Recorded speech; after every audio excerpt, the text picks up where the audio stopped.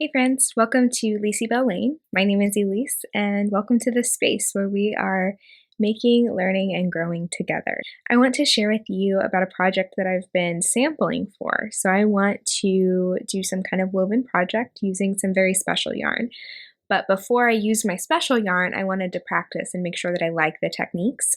So I've been doing samples, and this is a really easy project that anyone can try at home using just cardboard and extra yarn. It's super easy to put together and really fun to see how the yarn works up in a woven sample. So I'm going to take you through my process, show you what I've learned and what I think I will want to do with my project going forward. Let's get into it.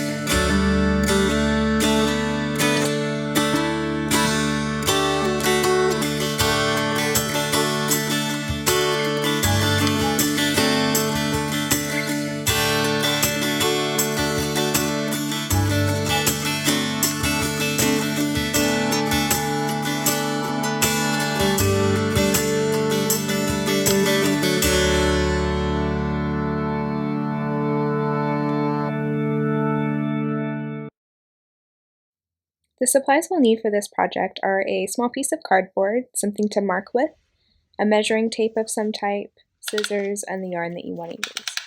So I'm starting off by measuring the top edge of my cardboard, and I'm marking it off in about 1/2 inch increments. The idea here is to keep them as evenly spaced to each other as possible, so it doesn't have to be like perfectly centered or anything like that. I noticed that I had started with the 0 a little bit out from the edge, which actually ended up working out okay for me. And then I did the same thing at the bottom of the piece. It is essential as much as possible to keep the markings lined up between the top and the bottom, so I offset the 0 by about the same amount on the bottom edge as I did the top.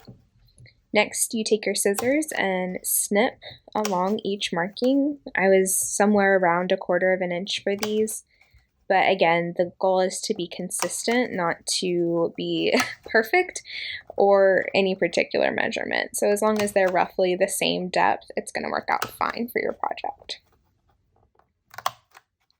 Once I finished cutting along the first side, I turned it around and did the same thing on the other side, and you can see my cuts got a lot less consistent. Next, I took some leftover sock yarn that I had from an old project. It took me a second to find the end. It had been so long since I'd used it. And this is, I believe, Patton's Croy socks in, oh my goodness. It has Cascade in the name of the color. I don't remember exactly what it is. So I'm just tying a double knot in this. Nothing very fancy. And then securing the knot in the back of the first notch. I didn't pull very hard on this just so it was snug, and then I went ahead and wrapped the yarn around again to secure it. Next, you bring it down to the opposite notch on the bottom, loop it around, and hook it into the second notch. Come back up to the top, into the second notch, looped around into the third, and back down again. And you repeat this all the way across the loom so that your yarn is showing up in vertical lines. You don't want them crisscrossing across the loom. It took me a little bit to get the hang of this without the yarn popping back out, but once I did, I found an okay rhythm. You can see there I tried to loop around the back, which is not what we're doing here. So you're keeping all of your yarn to the front with small loops showing on the back. And as you're doing this, you want to keep the yarn fairly snug so that it will hold up when you try to weave on it later. Ideally, you want your yarn to start and end at the same end of your loom. So even though I had an extra notch on the side, I decided to go ahead and stop here and tie off my yarn. I found this one a little bit trickier to tie. I did a sort of single knot and then again tried to kind of wrap it around, but it definitely wasn't very tight or very secure. So maybe play around with that and see what works for you. And just, again, looped it around that extra notch and pulled it down toward the back so that it was out of the way. You can see my strings are pretty loose, which is not what I wanted. So I took my marker just to add a little bit of extra tension on the strings and slid it under every string. This also has the benefit of raising the strings up off of the cardboard, which makes it easier to weave on ultimately. Next, I took my second yarn, and you'll notice this one is quite a bit thicker than the first yarn. So the yarn that we wound around the cardboard is called the warp. And for this kind of weaving, you want it to be thin and strong. The yarn that we're about to use next is called the weft. And for this type of weaving, you want it to be thicker, and it doesn't matter as much if it's a strong yarn, just as long as it's a beautiful yarn, because it's the one you're going to see the most. I threaded my yarn through a metal tapestry needle that is pretty cheap at the craft store. You may have a plastic blue colored one, those are pretty common, but really you can use anything as long as it works for you. And then I decided to just wrap my yarn tail around the last warp thread and secure it in a little knot, since this was a sample and I wasn't very worried about how it finished off.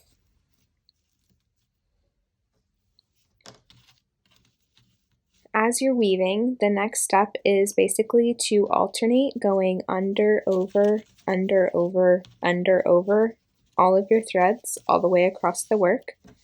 And then on the next row, do the opposite of what you had just done before. So if you went over a thread, you go under it. If you went under a thread, you go over it. If you try to do the same pattern twice, it'll actually just pull your yarn straight back out. So you'll know pretty quickly if you've gone the wrong way. And then I'm just gently squooshing down each row after I do it. People use tapestry combs and all kinds of things for this purpose, but this was just a sample and I wasn't feeling too fancy about it. I just wanted to see how the yarn looked, and I'm starting here with the over under one thread pattern to kind of build up a base foundation so that I can try out a little bit of texture pattern higher up. The type of weaving we're doing here is technically called tapestry weaving. And a lot of tapestry weavers will say that you shouldn't even see the warp threads. So the blue threads on my project technically should be completely covered by the white threads. I should be packing this down a lot more tightly so that you only see the white coming through and the blue is completely covered. But that wasn't really the look I was going for. I want a project where all of the yarn that I use is going to show up and be seen. And so I wasn't packing it too hard. I wanted those little bitty dots of blue coming through.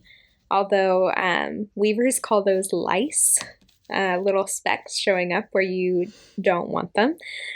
So if those bother you, you can absolutely pack your yarn down and you'll be technically a better weaver than me. But I always like to remind myself and everyone who I talk to about crafts that what you want to make is what matters the most. So don't bother too much about the rules or doing it right, because there isn't really a right way. If you're getting the look that you want and you're having fun while you're crafting, that's all that matters. One more trick is to hold on to the very end warp thread when you pull your new yarn through, and not to pull your yarn through too tightly. If you pull it through too tightly, there won't be enough length of yarn to go over and under all of those threads, and it'll actually start to pull your weaving in at the sides, and this is called draw in, which some will be normal and will happen, but you don't want it to pull in too much. So just leave it looser than you think that you need while you're getting started, and you'll figure out a tension that feels right for you. Now I'm ready to start trying my more complicated weaving pattern, which involves going over and under larger numbers of threads at a time. So you can see there's a section in the middle there where I go over 2 threads and then under one. I did this and then looked at my pattern and realized that I had done it wrong. So fortunately with this kind of weaving, you can immediately undo your mistakes if you notice them. So that's what I did. I went ahead and unwove that whole row because I realized that it just wasn't what it's supposed to be. So to unweave a row, what you do is just follow the yarn back through the exact pattern that you wove it in. So here I'm going back under 2, and then over 1, under 1, over 3, under 2. And pulling the yarn right back out, starting over again at square 1. And I had to rethread my needle, really just get everything restarted again. And if you twirl your needle a little bit between your fingers, it helps you to feel emotionally prepared for a challenging weave. So I highly recommend the little needle wiggle that I am using here. It's a very professional technique. So let me tell you about the pattern that I'm planning to use. This is what's called a weaving draft, which is basically just a pattern for how you're going to do your weaving. I borrowed this one from theweavingloom.com. She had a hand-drawn version, and I modified this to match the colors of my pattern. So, it may look a little confusing, but I promise it's not as bad as it seems. The white squares are where my fluffy white yarn will be on top, so where I'm going over the blue threads. And the blue squares are where my thin blue yarn will be on top, so I'm going under the blue threads. And it takes some practice to get used to this kind of pattern. I started, I believe, at the bottom right corner. Let me see if I can remember exactly what I was doing. It took me a really long time to get the hang of it. You guys can definitely see me struggle quite a bit.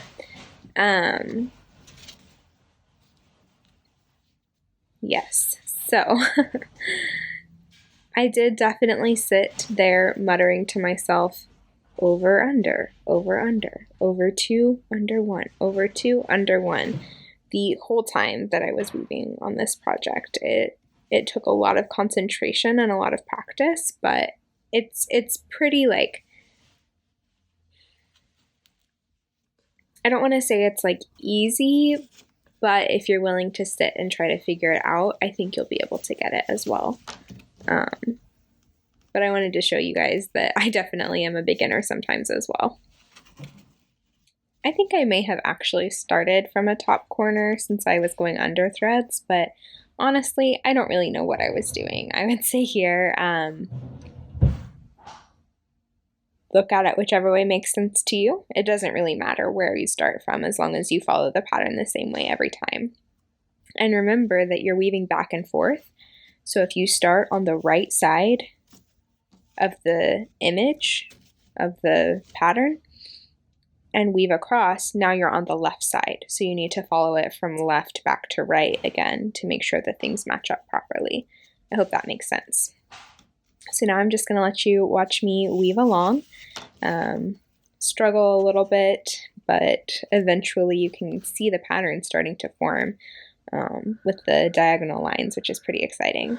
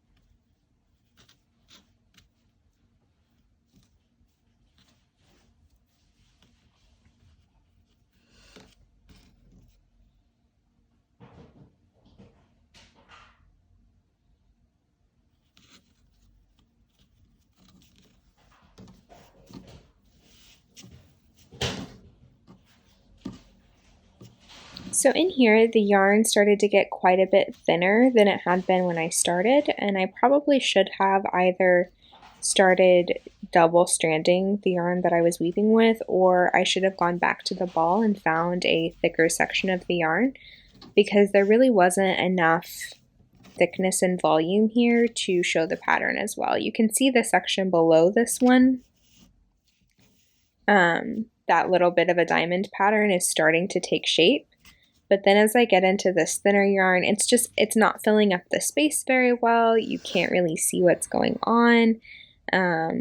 It wasn't really the effect that I was going for. So I continued weaving mostly just to get practice with the pattern and because I was learning, right? Like I didn't know that the thinner yarn was going to show so much less of the pattern than the thicker yarn had.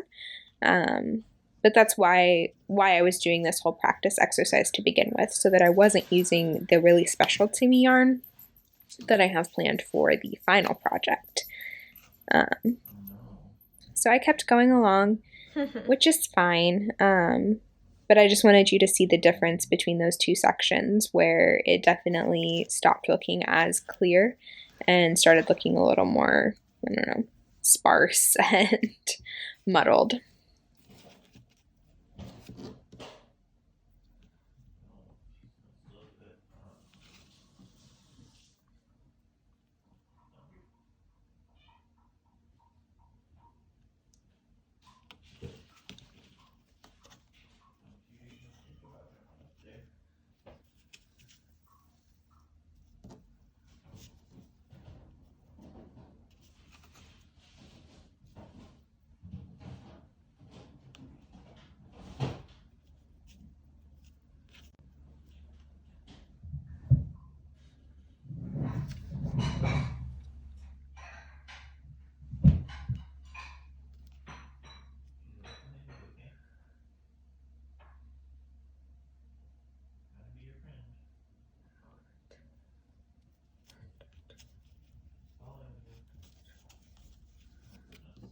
Huh. He sort of snuck up behind him and got like 6 inches from him. Did he notice? He just nodded, he turned and hissed, and then he turned back and started meowing for the chicken again. Ah. Priorities. Right. Oh.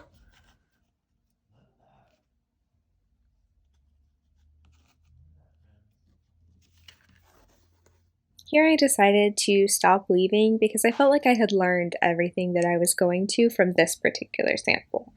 I didn't really have a plan for what I wanted to use it for, and so I went ahead and moved on to the next part of my swatching process. All right, so here I am with the finished sample in all of its messy glory. I'm not sure what happened here, but there's a loop of yarn just hanging. I'm guessing I was careless with it on my desk and it got caught on something. On this sample, the part that I like the best is this bottom part where I was just going over, under, over, under. I think it made a nice texture. And I think this was the part where probably like the thickness of the yarn and the pattern I was using went together the best. Here's where I started doing our diamond pattern, and I think there's probably a couple of mistakes in here, and you entirely lose the pattern up here in this section where the yarn thinned out. So this is it. This is my finished project for today. I'm not going to leave you with some shiny, perfect, polished, finished object because that wasn't the point of this exercise. The point of this was for me to practice and to learn a skill that's new to me, to make sure that I know what I'm doing for the project that I do want to be polished and shiny at the end of the day. I really hope that this encourages you to play and to explore something that's new to you, even if you're afraid of messing up or not getting it perfect the first time. That's the whole point of learning and crafting, and it's how we grow, is through making mistakes and learning how we want to make things better going forward. So yeah, that's what I have today. It's a little bit of imperfect practice and play. I didn't love the result of what I got. Probably this will just get cut off and thrown away because it's not really for anything in particular. It was just for practice. I have graduated from the cardboard loom to a couple of other styles of tapestry weaving looms, and I'm really excited to show you what I've accomplished on those and how this technique has worked or not worked, depending on the yarn that I've tried. So those are coming up next week, probably, whenever I'm able to get them put together for you. And I want to make sure that you don't miss out on it. So if you haven't yet, please subscribe to the channel and turn on notifications so that you'll find out as soon as that video does go up. And if you wouldn't mind sharing this with any of your crafty friends, I would so appreciate it. I am so grateful for y'all being here, learning with me, embracing imperfection together, and growing together. I will see you next time. Bye.